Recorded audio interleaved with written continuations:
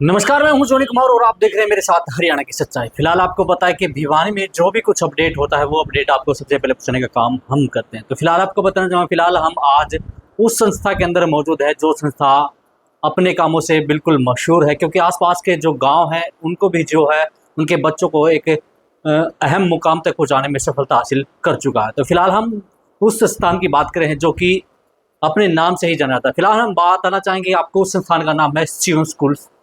और ये SIM school जो है बच्चों को उनके मकाम तक वहाँ तक पहुँचाता है जहाँ तक बच्चे जाना चाहते हैं। तो फिलहाल तस्वीरों के माध्यम देख पा रहे हो कि आज दो लड़कियाँ एक बार फिर से जो है जिनके गले में जो है माला आपने देखी, तो इनसे जानते हैं कि आखिर उन्होंने क्या मुकाम हासिल किया है और ये कहाँ तक पहुँचे। फिलहाल डायरेक्टर भी हमारे साथ हैं, प्रिंसिपल भी हमारे साथ मौजूद है, तो इनसे भी बातचीत करने का काम करते हैं। तो सबसे पहले जो गुड़िया हैं जिनके गले में माला है उनसे जानते हैं कि आखिर इन्होंने कहाँ पढ़ाई की और कैसे पढ़ाई की और उनके पीछे जो आज ये सफलता हासिल की है वो इनके पीछे किसका हाथ है। तो सबसे पहले आपसे शुरुआत करते हैं, नाम बताइए। मेरा नाम दिशा है और मैंने नीट का एग्ज़ाम दिया था एंड अभी एम्स बीएससी नर्सिंग का एग्ज़ाम दिया था, जिसमें मेरी ऑल इंडिया रैंक 179 आई है आउट ऑफ 65 to 70,000 गर्ल्स।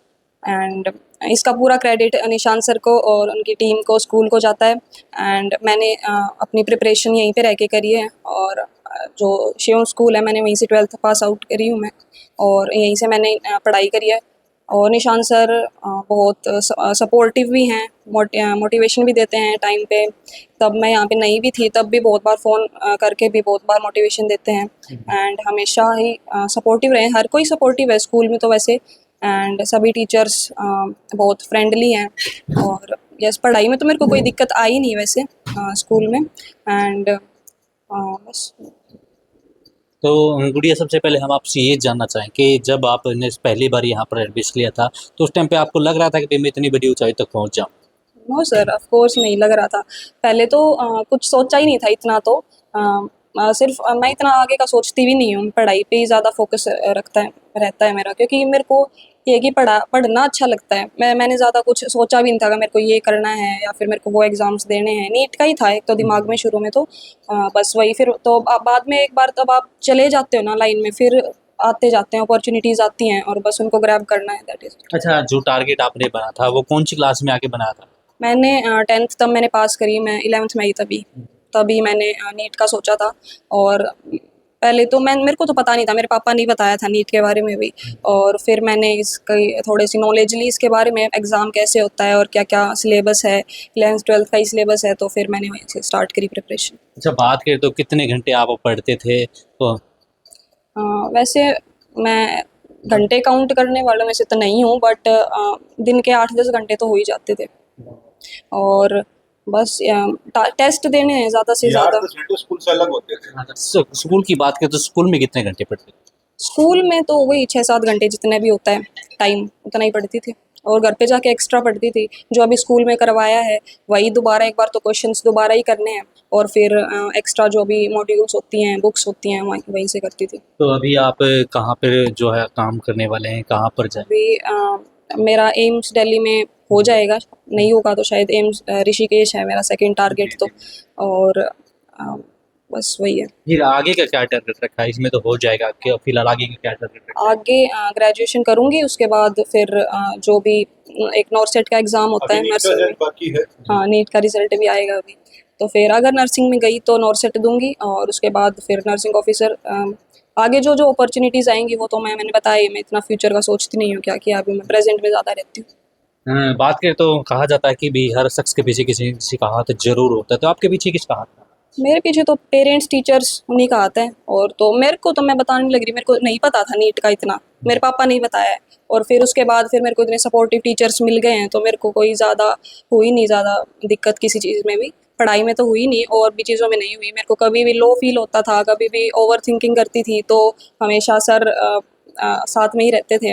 और नहीं भी बताती तो भी इनको पता चल ही जाता था कि थोड़ा सा मार्क्स कम आए या फिर किसी चीज़ में, तो ये हमेशा सपोर्ट करते थे। देखिए, कहा जाता है कि हर स्टूडेंट का कोई ना कोई फेवरेट टीचर जरूर होता है, तो आपका भी रहा होगा कोई ना कोई? यस सर, फेवरेट टीचर्स तो थे ही। सब्जेक्ट टीचर्स तो सारे ही थे, निशान सर ही हैं वैसे तो फेवरेट टीचर तो। Yes sir. फिजिक्स में एक मेरे को आशीष सर भी ज़्यादा सही लगते थे, क्योंकि वो अच्छा पढ़ाते थे वैसे भी, और वो भी काफ़ी सपोर्टिव थे। फ्रेंडली भी थे।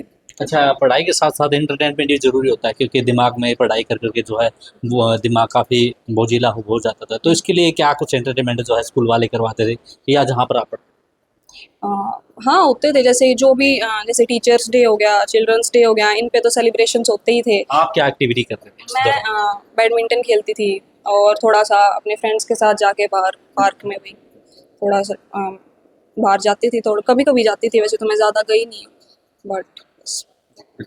तो देखिए, जिस प्रकार से जो लड़कियां हैं लड़कों से लगातार आगे बढ़ते तो नज़र आ रहे हैं, और साथ में जो निशांत स्कूल का, सॉरी, जो सीएम स्कूल है, जो निशांत सर डायरेक्टर हैं उनके, तो उनके जो सानिध्य में अगर इस प्रकार के जो स्टूडेंट आगे बढ़ते रहें तो कितना अच्छा होता है। फिलहाल यहाँ पर प्रिंसिपल साहब भी हमारे साथ मौजूद हैं, उनसे बातचीत कर रहे थे, क्या कुछ कहना है जी प्रिंसिपल जी, क्या कुछ कहना चाहिए जो जी, बच्चा सबसे पहले तो मैं आपका यहाँ पर आने पर बहुत सीएम स्कूल की ओर से स्वागत करता हूँ, और बड़ा अच्छा फील हो रहा है आज हमारे कोई नहीं जो गुड़िया ने एक का बीएससी नर्सिंग के अंदर दिल्ली के अंदर हुआ है, दूसरी गुड़िया जो 159 टोटल गर्ल्स थी इंडिया के अंदर, उनमें से मात्र 5 का ही सिलेक्शन होना था। तो पूरे इंडिया में 5 का सिलेक्शन होना अपने आप में एक बहुत बड़ी बात है, बिल्कुल।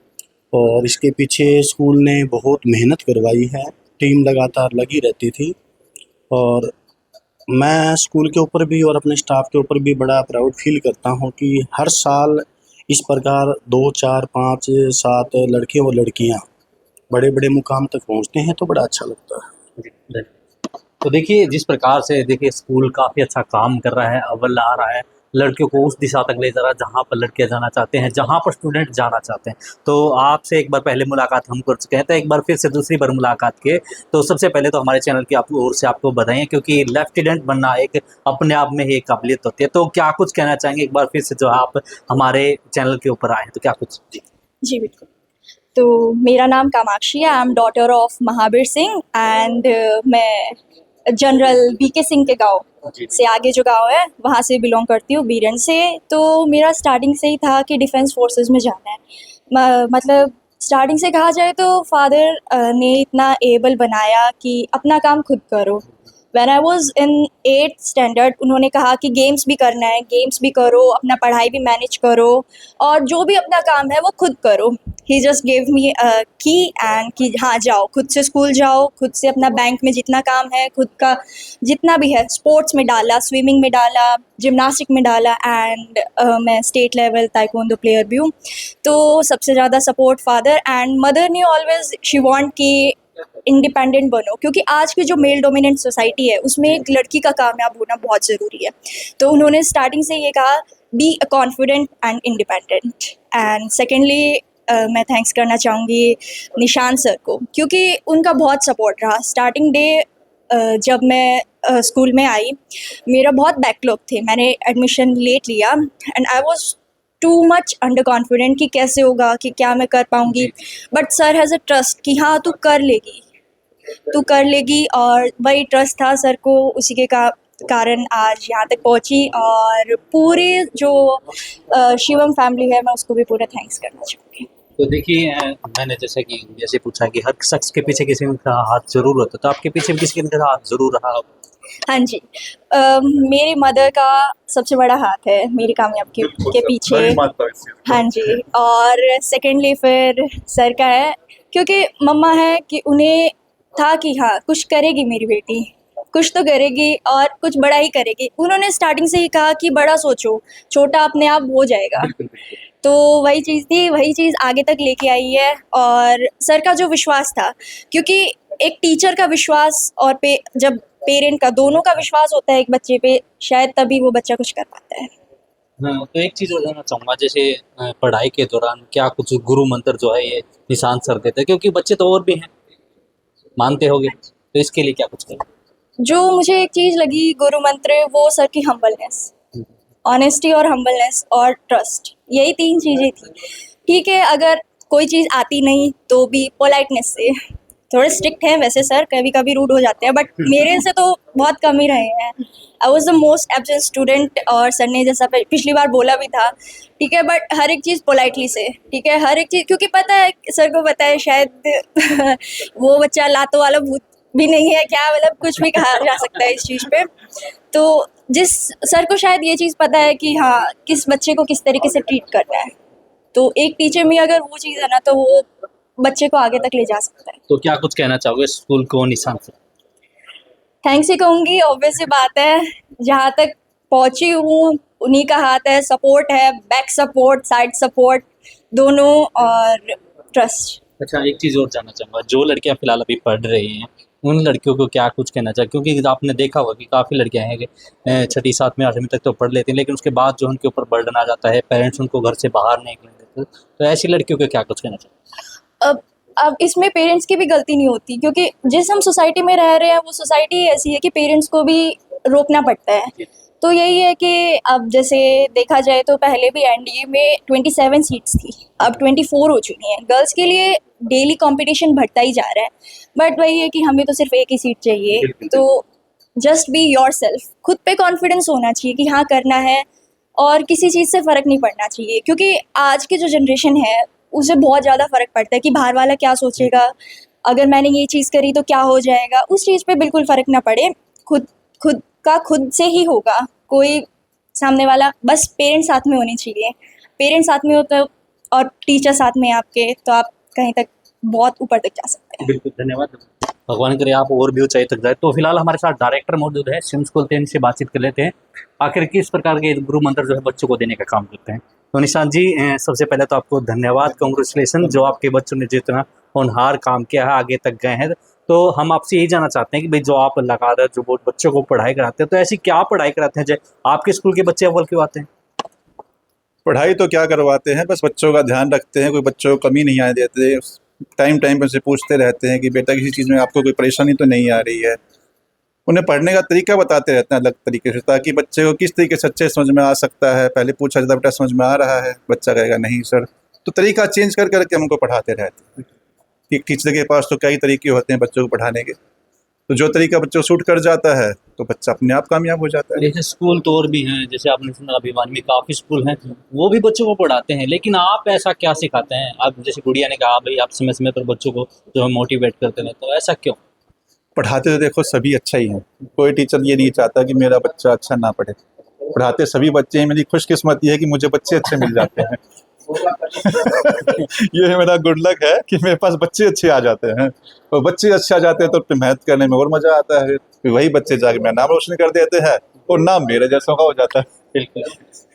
तो ऐसे में उन पेरेंट्स को क्या कुछ कहना चाहेंगे जो आसपास में आज जो इन बच्चियों को देख रहे हैं? क्योंकि आपने देखा होगा कि कुछ पेरेंट्स ऐसे होते हैं कि बच्चों को जो है एक बार तो स्कूल के अंदर भेज देते हैं 8वीं 12वीं तक पढ़ना है, लेकिन उसके बाद में जो है थोड़ा डाउन हो जाते हैं। तो ऐसे में उन पेरेंट्स को क्या कुछ कहना चाहिए? देखिए, मैं हमेशा कहता हूँ कि बच्चे की नींव स्ट्रॉन्ग होनी चाहिए। अगर बच्चे का बेस स्ट्रॉन्ग है तो बच्चा कुछ भी हासिल कर सकता है लाइफ के अंदर। अब ये गुड़िया देखिए, एम्स के अंदर शायद मेरे हिसाब से पूरी भिवानी में आज तक कोई सिलेक्शन हुआ नहीं है, बिल्कुल नहीं। और लेफ्टिनेंट के तो भिवानी में क्या, मेरे को लगता है कि आसपास के हरियाणा में ही कोई सिलेक्शन नहीं हुआ है। इन बच्चों को अपने पर विश्वास था, इनके पेरेंट्स को इन पर विश्वास था, इनके पेरेंट्स को स्कूल पर विश्वास था। अगर पेरेंट्स स्कूल पे विश्वास करें और अपने बच्चों पे विश्वास करें तो बच्चे वो करके दिखा सकते हैं जो शायद हम सपने भी नहीं सोच सकते। यही था बस। बिल्कुल। तो देखिए, जिस प्रकार से हमने डायरेक्टर से बात की निशांत जी से, तो इन्होंने कहा कि जिस प्रकार से ये गुरु मंत्र देते हैं वो गुरु मंत्र हमेशा जो है बच्चों को भविष्य बनाने के काम आता है। तो फिलहाल शिवम स्कूल से जुड़ी जो भी अपडेट होगी वो अपडेट हम आप तक ऐसे ही पहुंचाने का काम करते हैं। तो फिलहाल अब के लिए इतना था, हमारे साथ बनी और देखते रहिए हरियाणा की सच्चाई में। जॉन कुमार, कैमरामैन विपिन के साथ।